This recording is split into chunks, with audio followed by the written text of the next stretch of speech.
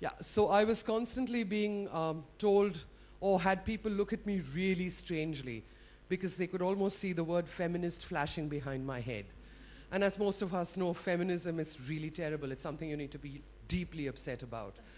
And then in the 2000s, when I started going for meetings and I started asking people, what about sexuality? Then of course it was far worse, because the kind of light bulb that came on in people's faces was, oh my God, she's a pervert. She's a lesbian. And this seems to be the kind of, the constant barrage that I face, that every time I talk about gender and sexuality, the immediate reaction is, oh God, we don't need to talk about that. You're opening up a can of worms. The worms are never going to go back inside, and really it doesn't matter to us. Because poverty, for heaven's sake, we have poverty. We're women who are not being fed. We have people dying every day because of malnutrition. They're all having sex, honeys. The fact that our population is so wonderfully low is very clearly the fact that in this country we have sex because we want to have sex. We have sex for reproduction. We have sex because we're bored. We have sex, as one of our health ministers told us, that if we had television in our houses, then we wouldn't need contraception. So, we have a culture of sex. And yet, do we talk about it? No. Because we'd like to pretend it doesn't happen. And sometimes it just makes me wonder why we don't want to talk about this stuff, because clearly it's on all our minds. I mean, we're thinking of whether we can do it, we can't do it, who can we do it with, when can we do it, if we do it, will our mothers know, will our mothers not know, etc., etc. So for people who are obsessed, I think the silence is kind of really deafening. This morning I was just looking through Facebook, and I just thought there was this really lovely page called Gender Book. And on Gender Book, they ask us to conceive of gender as a planet, in which there is a country called Manlandia and there's a country called Ladyland. And that people are born in these countries and they assume, whatever happens in their life as life goes on. Some people never travel from these countries. But some people are born citizens of Manlandia and actually belong to, feel that they belong to Ladyland, and vice versa.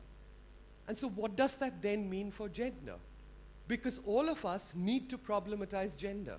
We have assumed that we are born, and therefore we are. So it's almost like if you're born with a vagina, you're always going to feel a woman.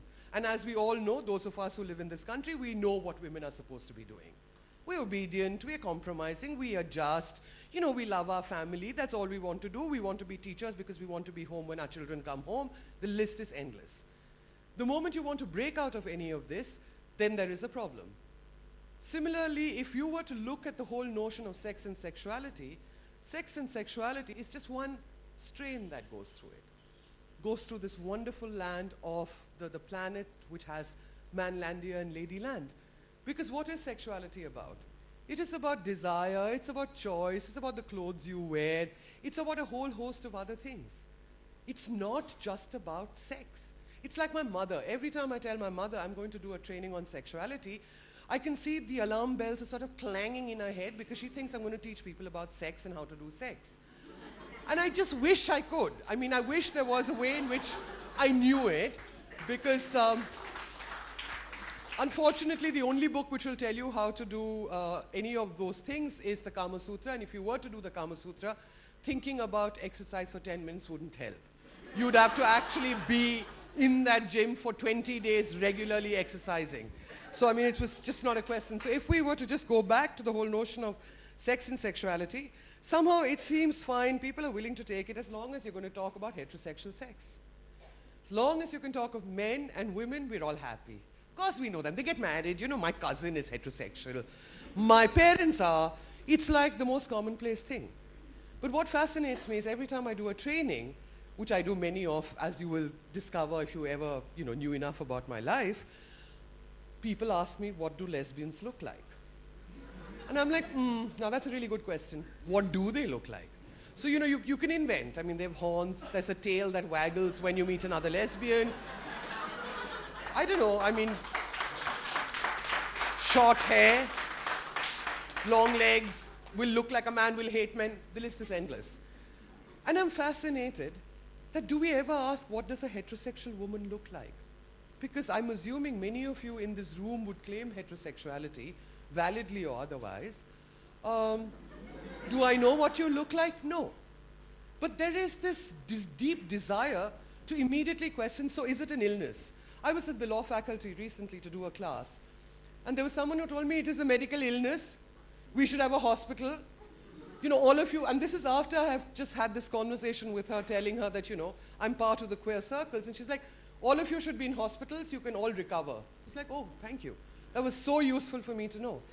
So somehow when you are of any differing sexual identity other than what exists or what we consider normal, then it must be an illness. And we all want a scientific reason. How many times have we asked of people, so when did you know you were lesbian, or when did you know you were gay? Is there some deep-rooted trauma? Hey, those of you who are heterosexual, what was your deep-rooted trauma? Did you go to the therapist and spend hours? Were you able to come out to your parents? Why is it that you don't think you need to ask these questions? And then the other wonderful argument we use, which is a cultural argument, it's not part of our culture. Yeah, but women, you know, sat at home. My mother never went to work because my father thought, well, God rest his soul, but he actually thought that it would be, he wanted an educated wife who would, you know, teach the 3 kids. Obviously, the 2 kids, 2 women, one is an academic and one is me, and we've obviously broken every stereotype that ever exists about Indian womanhood. And that's fine, because that means it's progress. The women are moving forward. We don't ask for a scientific reason for that. We don't ask for scientific reasons for why men have turned to professions like cooking, which obviously pays really well.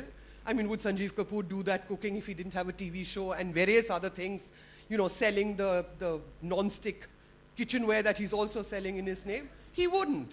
I mean, let's give it a break, guys. Start thinking rationally. So for me, it's just fascinating that the word sexuality, and God forbid, the word sexual minorities, is something that sets off the trigger for everybody, and everyone wants it explained. How difficult is it to understand desire? How difficult is it to understand that there may be people who like each other because they like each other? Nobody says that you have to, you know, once you are attracted to somebody of the same sex, that you have to be with that person for the rest of your life. This whole notion of identity, that the moment you desire someone of the same sex, you have to take on an identity. I mean, many of us have desired many things in life. I've desired many film stars. Do I have an identity of film star desirer? No. You know, that somehow it doesn't seem important enough, but the moment you start talking of anything which isn't the norm, then everyone is quaking and shaking. And everyone wants many, many explanations for it.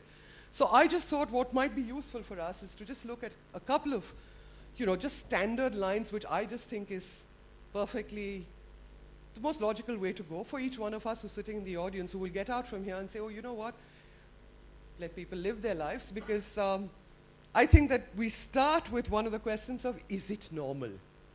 Is it natural? You know, did people face deep trauma from their mother or their father, or is there a hatred for men or women, which is why they turn to the same sex? Half the women in India are lesbian by that order, because half the women in this country are tormented by men. We were just having a discussion with someone in the audience today. We picked up the newspaper, and it's really interesting that the 3rd page of the Hindustan Times has 5 columns: rape of woman grabbed and taken away, child sexual abuse of a 3-year-old, blah, blah, blah. All women. So obviously all the women in this country must have turned lesbian.